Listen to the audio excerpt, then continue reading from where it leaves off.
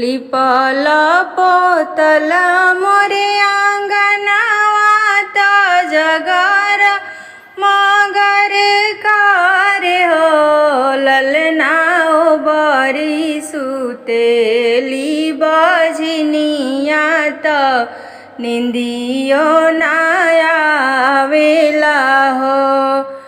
ललना बरी सुतेली बजनिया त निंदियो नायावेला हो आंगना बाहर ही के चेरिया तायारो लौड़ियान हो चेरिया दई दी तू अपन बलकवा अपन जैसन मानबी हो चेरिया देई दी तू अपन होरिलवा आपन जैसे मानबी हो बोलिया ताए रानी बोलालो बोलही नाही जानिल हो रानी बढ़ाइया पलकवे लालनावा दिहल नाही जानेनी हो रानी बढ़ा दिया लपके लालनावा दिहल नाही जाइनु हो मोरी पिछुआरवा बढ़ैया भैया बेगे चली आवहु दौड़ल चली आवहु हो ए भैया गढ़ी दीत काठ के पुतरवा त मन बहलाइलीती हो ए भैया गढ़ी दीत काठ के पुतरवा त मन बहलाई दीती हो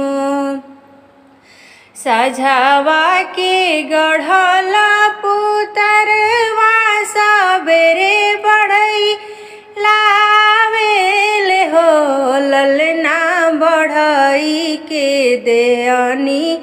विदाई बेहसत बढ़ई घरे जाले हो ललना बढ़ई के दिहनी विदैया हंसत बढ़ई घरे जाले हो अंगना में डांसल पलंगिया त पुतरा सुताईनी हुरी मुँह चूमिले गोद में खेलाइल हो ललना कद दिन रोई के सुनाव बाझनी घरे सोहर हो ललना दिन रोई के सुनाव बाझनी घरे सोहर हो राम के लिखल जवन हो रोई के सुनावत हो सखिया बढ़ई के गढ़ल पुतरवा